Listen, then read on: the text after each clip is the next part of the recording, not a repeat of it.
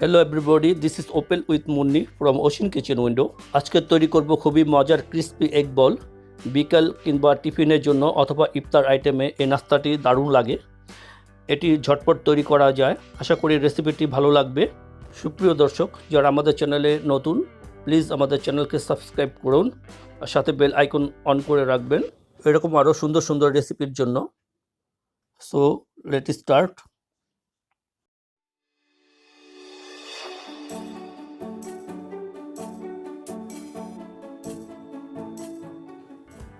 Egg বল তৈরি করার জন্য দুটি ডিম এবং দুটি মাঝারি সাইজের আলু নিয়েছি। আলুটা কেটে নিয়েছি, এখন বয়েল করে নেব। সিদ্ধ হয়ে গিয়েছে আলু এবং ডিম। এখন ঠান্ডা হওয়ার পর স্কিন ফেলে দিয়েছি। এর সাথে আরও লাগবে পেঁয়াজ কুচি আধা কাপ, আদা ও রসুনের পেস্ট 1 চা চামচ, কাঁচামরিচ কুচি করে নিয়েছি 5-6টি।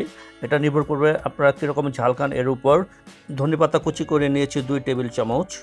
সাথে মশলা হিসেবে আরও লাগবে চাট মশলা 1 চা চামচ, মরিচের গুঁড়া 1 চা চামচ, ধনিয়ার গুঁড়া 1 চা চামচ, মাংসের মশলা 1 চা চামচ, গোলমরিচের গুঁড়া 1 চা চামচ আর লবণ পরিমাণ মতো। আর কোট করার জন্য ময়দা লাগবে। প্রথমে আমরা একটি গ্রেটার দিয়ে ডিমটাকে গ্রেট করে নিচ্ছি। একটি চিকন গ্রেটার ইউজ করছি এখানে। সাথে আলুও আমরা গ্রেট করে নিব। এখন বাটিতে আলু এবং ডিমের সাথে পেঁয়াজ, কাঁচামরিচ, ধনেপাতা, আদা রসুনের পেস্ট এবং সকল মশলা দিয়ে মেখে নিব।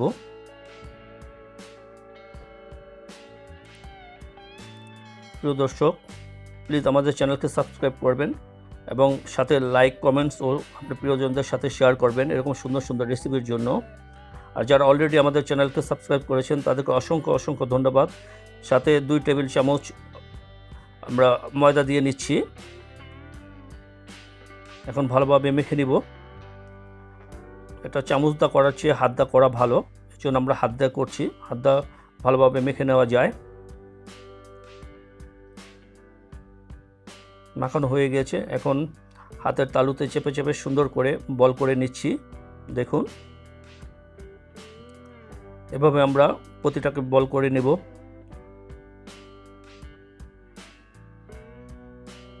আরেকটা বল করে নিচ্ছি আপনাদের দেখানোর জন্য।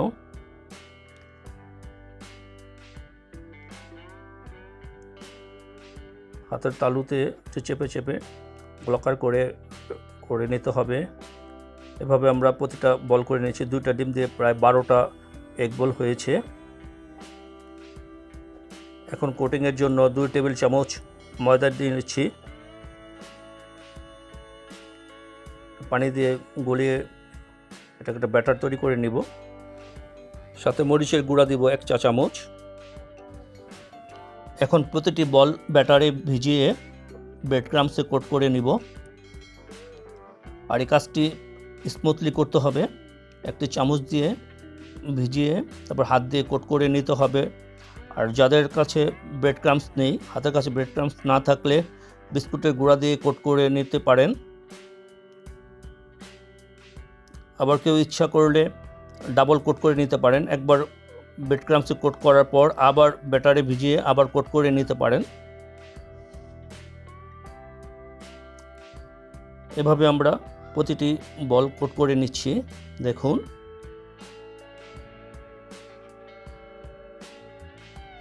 প্রতিটি বল কোট করা হয়ে গিয়েছে। এখন ফ্রাই করার পালা। চুলায় চলে আসলাম। একটি প্যানে পর্যাপ্ত তেল দিয়ে তেলটা গরম হওয়ার পর আমরা প্রতিটা এগ বল দিয়ে এটা ফ্রাই করে নিব।